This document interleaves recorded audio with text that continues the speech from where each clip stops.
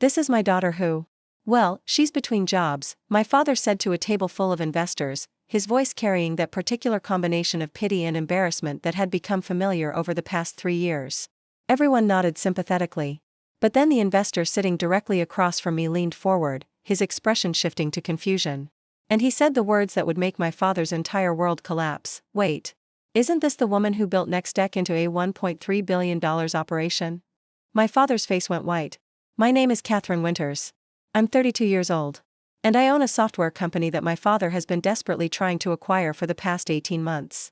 The thing about being underestimated by your own family is that it reaches depths that strangers rarely achieve.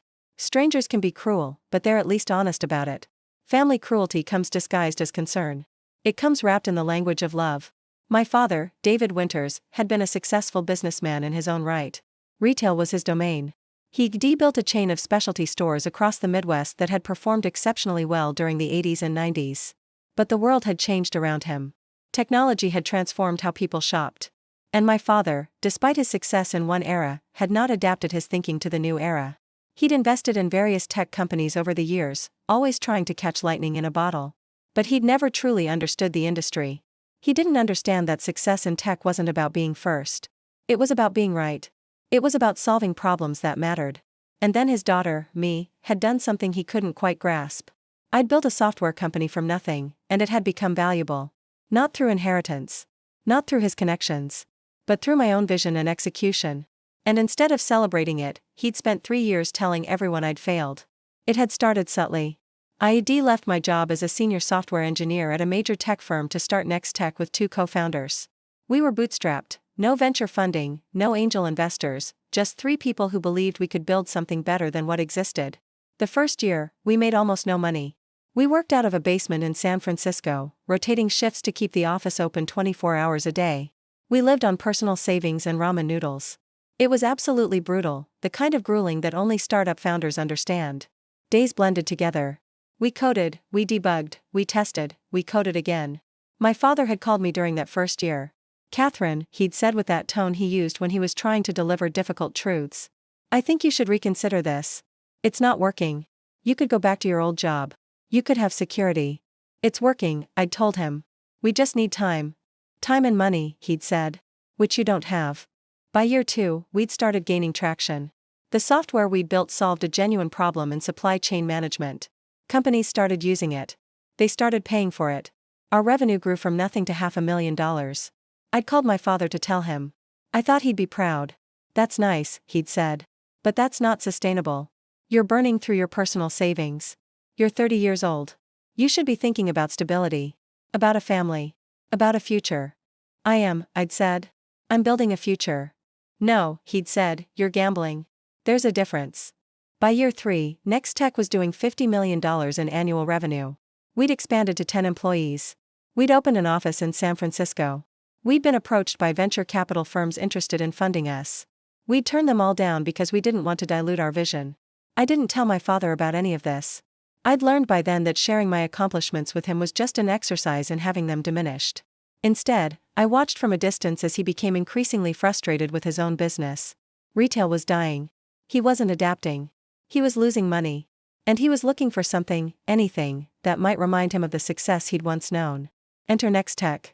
My father had figured out what I did. He'd been looking at public records, checking industry publications, seeing which companies were acquiring software licenses in volume. And he'd realized that the software company that was eating his lunch in the supply chain management space was NextTech. And then he'd figured out that I founded it. But instead of being impressed, instead of being proud, he'd approached it from a business perspective. He'd decided that NextTech was the acquisition that would save his failing retail business. He'd started putting out feelers to my co-founders, trying to get information about our valuation, our growth rate, our profitability. My co-founders had come to me. Your father is asking a lot of questions about the company, one of them said carefully. He's trying to figure out if we'd be open to being acquired. What did you tell him? I'd asked. That we'd have to talk to you, they'd said. I'd told them to tell him no. That NextTech wasn't for sale. That we had a vision and we were executing it, and being acquired by my father's failing retail company was the opposite of what we wanted. But my father hadn't given up. He'd started telling people, investors, business colleagues, anyone who would listen, that his daughter's company was failing. That it was a dead-end venture. That she was between jobs, really, and that he was going to acquire the technology at a discount and integrate it into his retail business. And people had believed him. Why wouldn't they? He was her father. If she was failing, surely he would know. I'd let him keep believing it was failing. I'd let him think he was going to swoop in with a rescue acquisition. It was useful, actually. It kept him from asking too many questions. It kept investors away from trying to take a stake. It gave us time to build quietly. By the time my father called and asked me to attend an investor meeting with him, NextTech was valued at $1.3 billion based on our revenue run rate and the market conditions for software companies in our space. Catherine, he'd said over the phone, I'm going to be pitching some investors. I'd like you to come with me. Just for moral support. It would mean a lot. I'd almost said no. But curiosity got the better of me. I wanted to see what he was planning. The investor meeting was in a private dining room at one of Chicago's most exclusive clubs. 5 investors. 5 men in their 60s and 70s with enough money to make or break most companies. My father had seated me at the table, positioned next to him, and I'd watched him prepare his pitch. He was putting together a story about how he was going to modernize his retail business. How he was going to integrate new technology. How he was going to position his company for the future. But nowhere in his pitch was there any mention of how he planned to acquire that technology. The meal was served. We made small talk. One of the investors asked about my father's family. I have a daughter, he'd said. Catherine. She's here actually. He gestured to me. She's been working in tech for a while, but she's currently between jobs. Looking for her next opportunity. I'd smiled. I hadn't corrected him. Between jobs? One of the investors, a man named Robert Fitzgerald, had leaned forward. What kind of tech work? Software engineering, I'd said simply. I started a company a few years ago. Robert's expression had shifted. A company? What company? NextTech, I'd said. The table had gone very, very still. NextTech? Robert had said slowly. The supply chain management software company? Yes, I confirmed. Wait. He'd looked at my father, then back at me. You built that? You're Catherine Winters? I am, I'd said. Oh my God, Robert had said. I've been trying to get a meeting with your CEO for 2 years. We wanted to invest. We think your company is extraordinary. Your software is industry-changing. We estimate your valuation at somewhere around $1.3 billion based on market comparables. The room had erupted in overlapping voices. The other investors suddenly very interested in me. Robert explaining to them about NextTech. The conversation shifting entirely from my father's pitch to me and my company. My father had sat very still. He'd turned pale. Then gray. Then he looked like he might be physically sick. David, Robert had said, turning to my father. Is this the technology you were planning to acquire? My father hadn't answered. He was clearly doing the math. Realizing what had been happening. Understanding that his daughter's company wasn't failing. That it was wildly successful. That he'd been fundamentally misunderstanding the entire situation. How much are you looking for in investment? Another investor had asked me. We're not currently seeking investment, I'd said calmly. We're profitable and growing organically. We have no debt. We're at the point where external funding would only dilute our vision and complicate our decision-making. But you would consider acquisition? Robert had asked hopefully. By the right company, I'd said. A company that understood our vision. A company that would let us continue to build what we've built instead of trying to absorb us into their existing operation. I'd looked at my father when I'd said that last part. He'd understood the message perfectly. NextTech was not for sale. Not to him. Not for any price.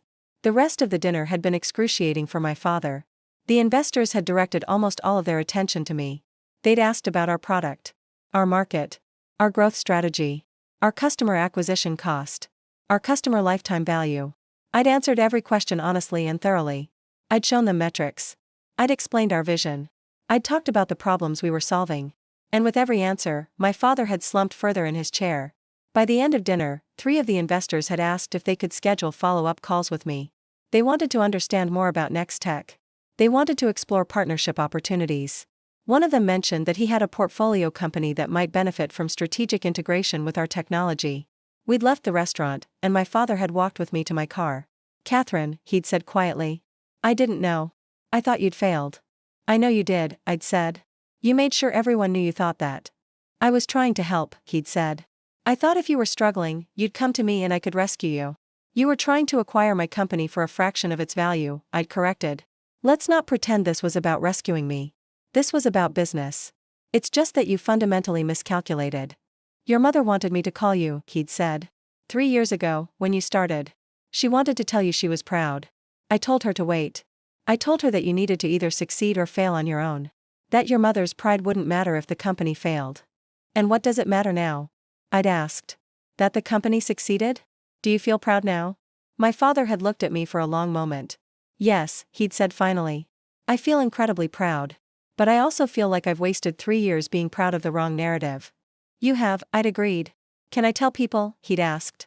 About NextTech? About what you've built? You can tell whoever you want, I'd said. But I should tell you, I already have. I'm planning to file to go public. NextTech's IPO is planned for next fiscal year. Our valuation is projected to be around $2 to $3 billion. My father had actually staggered backward slightly. You're going public, he'd said. You're going to be very wealthy, I'd finished. Yes. And you built that from nothing, he'd said, almost to himself. You built that while I was telling people you'd failed. I did, I'd said. Because my success was never about your belief in it. My success was about my belief in it.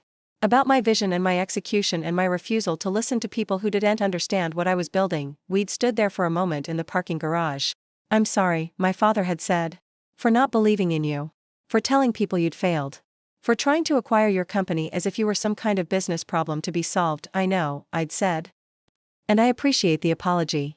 But more importantly, I need you to understand that I succeeded despite your lack of belief. I built a $1.3 billion company while you were telling people I was unemployed. That tells you something important about where my confidence actually comes from. From yourself, he'd said. From myself, I'd confirmed. Entirely. Your belief in me, or lack thereof, was irrelevant to the outcome. My father had nodded slowly. I'm going to do better, he'd said. I'm going to tell people the truth about what you've built.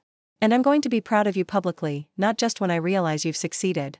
That would be nice, I'd said. But I won't know if you actually do, and it won't change my success if you don't. So really, do it for you. Do it because you want to be proud publicly. But don't do it for me. I don't need it. I'd gotten in my car and driven back to San Francisco. Back to the NextTech office. Back to the team that had believed in the vision when my own father didn't. 6 months after that dinner, we filed for IPO.